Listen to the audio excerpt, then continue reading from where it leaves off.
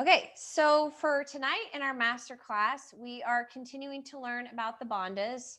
And, even though every week we are progressing and I am trying to bring in new information, the truth of the matter is when you are working with the bandhas, you have to start out with breath ratios. So I will reinforce that each week that you work with the pranayama exercises of breath ratio. In other words, if you are doing a 4 count inhale, you will also do a 4 count exhale, and you will also do a 4 count retention. So that's the space between the breath at the end of the inhale and also at the end of the exhale.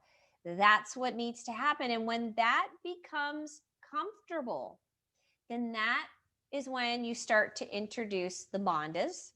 The first bandha that you work with is Jalahara Bandha, which is right here in this area.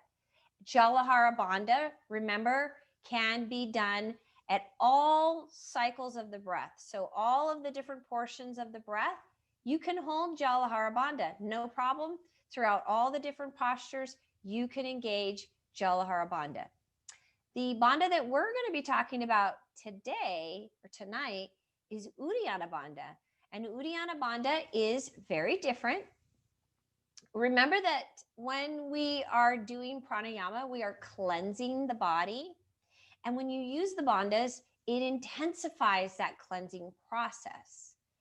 So Jalahara Bandha, which is located here, it happens when we lengthen the spine becomes erect, and it makes it easier then for the prana when we are moving breath. It makes it easier for the prana to move the basically the energy, the flames downward. And it's considered rubbish, right? What we're trying to do is burn up all of our stagnation, resistance, toxins. And then when we engage Uddiyana Bandha, which is located in the belly, that then pushes up, pushes up on the rubbish. And now it's able to increase that intensity and burn. It creates like a flame because your Agni, which is your fire, is located in the belly. And it can then burn up any kind of stagnation, resistance, and all of that. So Jalahara Bandha is moving the forces down. Uddiyana Bandha moves it up. And then Mula Bandha, which we'll talk about next week, Mula Bandha is like a continuation of Uddiyana Bandha. So Uddiyana Bandha is only done on retentions and the exhale. That's it. You cannot do it on your inhale. It is a completely different type of practice. So that's the thing about Uddiyana Bandha is different. We will be doing specific practices, poses today that is best for Uddiyana Bandha. Starting out in down dog, we will work with Uddiyana Bandha in down dog. And then we will do a few other practices, postures throughout the practice that encourage Uddiyana Bandha. I would also tell you, do not eat before you are practicing Uddiyana Bandha because you need to be hollow in the belly. And if you have eaten, that's going to be uncomfortable and you will not be able to do this practice tonight. So make sure that anytime you do any kind of exercise or yoga practice, you do not eat before because you want to make sure that you're not going to create gas and bloating and other problems for yourself, right? What happens when you eat? Blood comes into digestion and it gets removed from other areas of the body. And then when you start exercising, now it moves out. Okay, so that's basically it. We are going to talk about Uddiyana Bandha and work with it in the practice. So Uddiyana Bandha is here in the navel. And the action is drawing in and lifting up. And I talk about it all the time, drawing in and lifting up.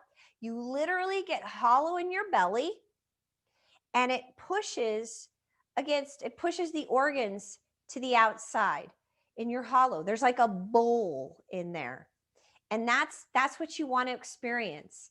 The thing is that you'll start to feel this push and a pull, almost like there's a dunk that happens when you engage Jalahara Bandha and then Uddiyana Bandha together. There's like this, I don't know how to explain it, this force that happens where it goes dunk like that. It's almost like magnetism. And you will start to feel that happening.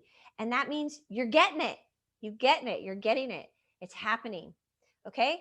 Do not worry about Mula Bandha tonight. That's something that we will visit next week. But I want to tell you, if you are not comfortable with what we're practicing, it's okay. Stick with the breath ratios, get comfortable with that, and then gradually start introducing these bandhas into your practice, because they will help your yoga practice like times 10. Okay. So that's what we're going to do tonight. Let me just put this on pause here.